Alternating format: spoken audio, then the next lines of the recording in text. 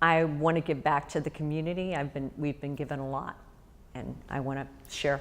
And I was blessed, and I was able to go to schools where people were very benevolent before me, and it was very obvious. And so I don't know where it got baked into my DNA, but along the way, it really set into me that if I had the resources later in life, it would be my obligation really to pay it forward.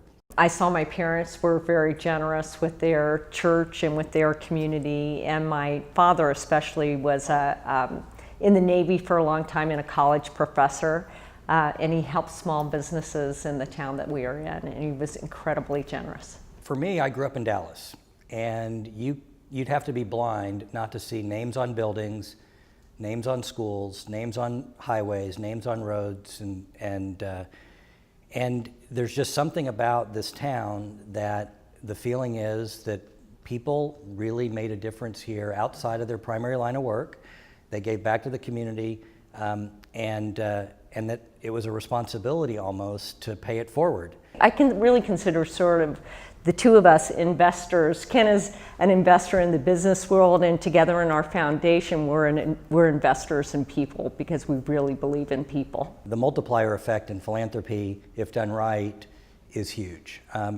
And building a business is great, and it helps all the people that work in your company and work for the people that you've been able to really benefit as you've grown a business, but able to recycle that cash back into the community, affecting lives, watching those lives affect other lives.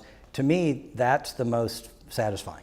And I would say for me, it's both saving lives and enhancing lives. So for people, there's an incredible human potential all around us. The ability to discover answers to big questions, to cure disease, to bring peace in our world. And I think some of the work that we've done has allowed people to live and to prosper and live joyful lives, and those are the kind of lives that really start to make a difference. So the Resource Center is really oriented towards helping the LGBTQ community, and one of our big focus areas in our foundation is mental health. If you look at the statistics on which communities are most affected, in terms of depression and suicide, the LGBT community is very, very high.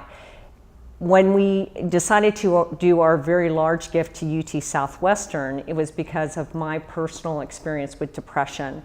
And I felt like if we could go into the community and find better tools to help physicians to early detect and treat depression, and direct people to the right treatment, we would have better cures in the long run. I think the most important thing we try to do is create leverage with our dollars and find places where our dollars can be multiplied either through matches or challenges or in places that we know work, right? Nobody wants to invest in something that doesn't work, and when we view philanthropy through that same lens, we want to make sure that things are working and that they'll take these dollars and they'll put it to great use, which will attract other dollars and other donors.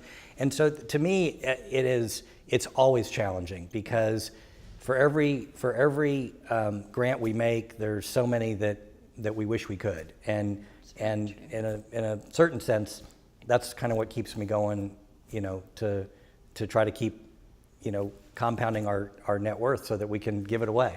And sometimes I think in this hectic world, we are not taking enough time for joy. And so I'd like to also have people remember us as the couple that gave joy to Dallas.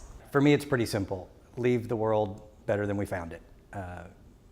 Known for being a good parent, a good spouse, good in the community, and a good friend. And if we're able to do that, we'll succeed.